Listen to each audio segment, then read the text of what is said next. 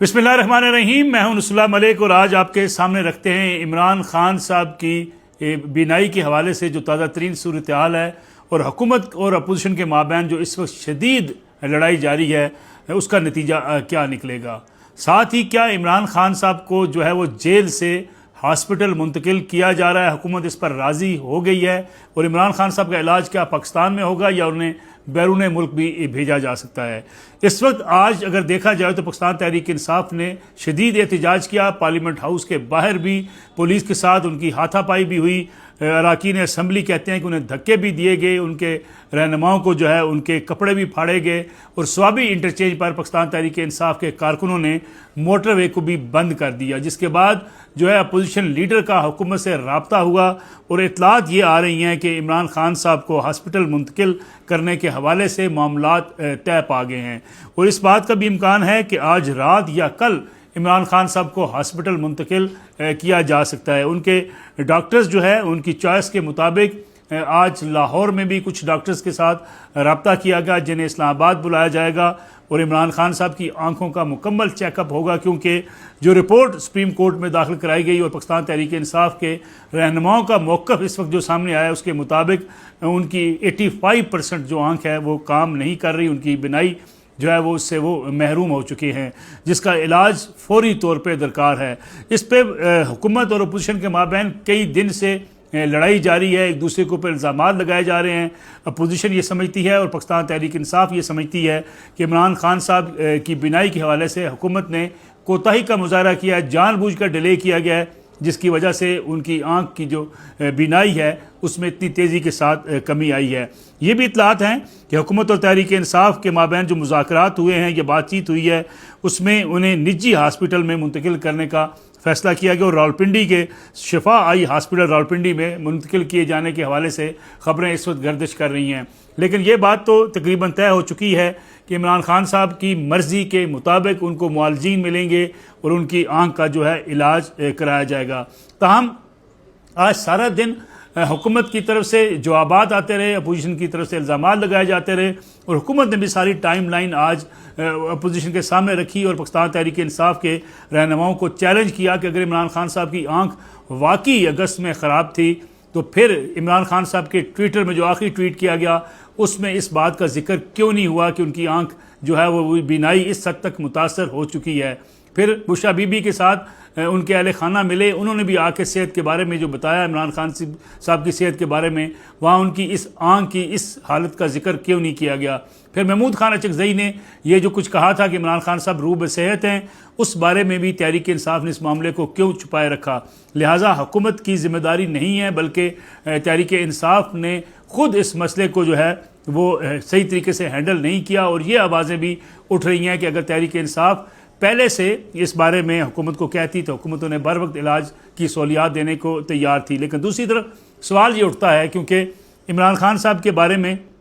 जो पाकिस्तान तहरीक इंसाफ के लोगों का कहना है और जो रिपोर्ट सुप्रीम कोर्ट में जमा करवाई गई उसका ये कहना है कि वहाँ उनके सेल के बाहर कैमरे भी लगे हुए हैं, डॉक्टर्स उनका चेकअप करते हैं। अगर चेकअप भी उनका मौजूद है, कैमरे भी लगे हुए हैं, तो क्या हुकूमत को या जेल हुकाम को ये बात नहीं पता थी कि इमरान खान साहब की आँख ख़राब हो रही है या उनको तकलीफ़ उनकी बढ़ती चली जा रही है? तो फिर हुकूमत ने इस पर फौरी तौर पर एक्शन क्यों नहीं लिया? ये वो सूरत हाल है जिसमें इल्ज़ाम तराशी बहुत ज़्यादा है हुकूमत की तरफ से और दूसरी तरफ से अपोजिशन की तरफ से हुकूमत पर इल्ज़ाम लगाए जा रहे हैं। लेकिन जो सही हक़ाइक़ हैं उसको बयान करने से ना हुकूमत जो है वो खुल कर मैदान में आई है और ना ही जो है अपोजिशन ने इन सवालों के जवाब दिए हैं कि आखिर इस मामले को फिर PTI ने क्यों छुपाया। PTI बाकी मामलात पर ट्वीट करती रही। इमरान खान साहब से मिलकर आने के बाद उनकी बहन ने भी जो ट्वीट करवाया उस पर भी सारी चीज़ों का जिक्र था, लेकिन इमरान खान साहब की हेल्थ के बारे में जिक्र मौजूद नहीं था। अब इस हवाले से ये भी कुछ खबरें सामने आ रही हैं कि इमरान खान साहब के इलाज के लिए जो है वो मामलात तय पा जाएंगे, उसके बाद से इमरान खान साहब का इलाज करवाया जाएगा, जबकि अपोजिशन लीडर को भी ये यकीन दहानी अब करवाई गई है महमूद खान अचकज़ई को। PTI के अंदर भी इख्तलाफात पैदा हुए महमूद खान अचकज़ई के इस बयान के बाद, जब उन्होंने कहा था कि इमरान खान साहब की सेहत मुकम्मल तौर पर ठीक है। आज उनकर के ऊपर भी तनकीद की जा रही है और ये कहा जा रहा है कि उन्होंने जब ये कहा कि इमरान खान साहब की सेहत ठीक है तो उस वक्त पार्टी के दीगर रहनुमा सलमान अकरम राजा, बैरिस्टर गौहर, उन्होंने खामोशी क्यों इख्तियार किए रखी। दूसरी तरह अगर देखा जाए तो इस वक्त जो है वो पाकिस्तान तहरीक इंसाफ और हुकूमत के माबैन जो बढ़ती हुई दूरियां थी, इमरान खान साहब की सेहत के हवाले से वो मुज़ाकरात की शक्ल में करीब आ चुके हैं। और ये भी कहा जा रहा है कि आने वाले दिनों में इमरान खान साहब के लिए मुलाकातों का सिलसिला भी शुरू हो सकता है और कुछ इत्तलात ऐसी भी आ रही हैं कि उन्हें बनी गाला मुंतकिल किया जा सकता है। लेकिन एक बयान जो है जिसमें मोहसिन नकवी साहब ने बयान दिया, जो वज़ीर दाखिला है कि इस्लामाबाद में एक नई जेल बन रही है, उस जेल में सारी इलाज मुआलजे की सहूलियात और आंखों के इलाज की सहूलियात भी मुयसर होंगी। गोया दोनों अतराफ से एक दूसरे के ऊपर सियासी निश्तर तो चलाए जा रहे हैं, लेकिन देखा यह जाना चाहिए कि किसी फ़र्द की या किसी साबिक़ वज़ीर आज़म की अगर सेहत का मामला हो तो जो माजी में हमने गलतियाँ की, जैसे कि मियाँ नवाज शरीफ की एहलिया के हवाले से, बेगम कुलसूम नवाज शरीफ की बीमारी के हवाले से जो मजाक उड़ाया गया, या मियाँ नवाज शरीफ अगर बाहर जा रहे थे तो उस पर जिस तरीके से ठट्ठे और मजाक बनाया जाता रहा, आज सब कुछ वो सोशल मीडिया पे तनकीद की जद में पाकिस्तान तहरीक इंसाफ है। और यही अमल जो है कल मुस्लिम लीग नवाज़ को इस तनकीद की जद में नहीं आना चाहिए, बल्कि जो इख्तलाफात हैं उनको सियासी रखना चाहिए और किसी शख्स की सेहत के हवाले से इस हद तक नहीं जाना चाहिए कि मामलात इस हद तक बिगड़ जाएँ कि किसी की सेहत का मजाक बनाया जाए या उसका मजाक उड़ाया जाए। क्योंकि आज इस रिपोर्ट के अंदर जो जिक्र किया गया कि इमरान खान साहब ने किताबें मांगी हैं, तो उस पर भी बाज़ वज़रा ने तनकीद की कि अगर उनकी आंखें ख़राब हैं तो फिर किताबें मंगवाने की क्या ज़रूरत है। ये ऐसे बयानात जो हैं गालबन ये काबिल तनकीद भी हैं और काबिल सताइश इसलिए नहीं है कि ये इंसानी सेहत का मजाक उड़ाने के मुतरादफ हैं। अगर बात की जाए, दूसरा एक अहम इशू आपके सामने रखना चाहेंगे, वो है बांग्लादेश का, जहाँ बांग्लादेश में तवक्को की जा रही थी और ये कहा जा रहा था कि वहाँ नौजवानों ने इनकलाब बर्पा कर दिया है, जेन ज़ी इनकलाब लेकर आ रही है। और हसीना वाजिद की हुकूमत गिराने में जिन नौजवानों ने किरदार अदा किया और जिस यूथ के बारे में एक बयानिया बनाया गया सोशल मीडिया पर कि सोशल मीडिया इतनी बड़ी ताकत बन चुका है कि वह हुकूमतों को गिरा सकता है और हुकूमतें गिर सकती हैं। शेख हसीना वाजिद जो है वो बांग्लादेश छोड़कर भाग सकती हैं, तो इंतखाबी मैदान भी वो ये नौजवान जीत सकते हैं। उन तमाम नौजवानों को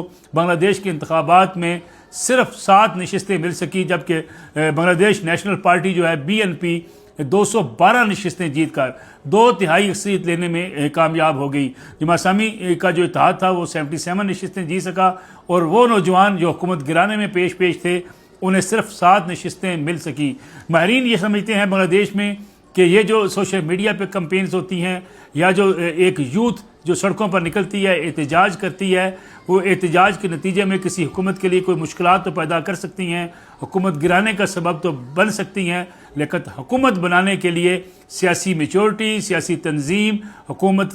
बनाने के लिए, इलेक्शन जीतने के लिए आपको एक मजबूत सियासी निज़ाम की ज़रूरत होती है। और वो किसी सूरत भी ऐसे किसी माहौल में जो सोशल मीडिया पे परवान चढ़ा हो या सोशल मीडिया के ज़रिए जमातें बनी हों, वो कतन इस पोजीशन में नहीं होती कि वो इंतखाबी मार के भी जीत जाएं। पॉपुलैरिटी सोशल मीडिया पर या जो है वो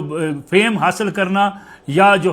ख़ास तौर पे पॉपुलिज्म है, इसको डिफरेंट एंगल से देखा जाता है। और सियासी मार्का जीतना एक मुख्तलिफ मार्का है जिसको जीतने के लिए बहुत से सियासी लवाजमात ज़रूरी होते हैं। और बांग्लादेश की सियासत ने, बांग्लादेश के इंतखाबात के नताइज ने ये बात बड़ी वाज़ेह कर दी कि नौजवान कोई मुतहरक तहरीक तो वहाँ चलाने में कामयाब हो गए, लेकिन बांग्लादेश की हुकूमत कौन चलाएगा, इसमें नौजवान कहीं भी किसी ऐसी पोजीशन में नहीं आए कि वो हुकूमत साजी में ही कोई किरदार अदा कर सकें। अलबत्ता ये तो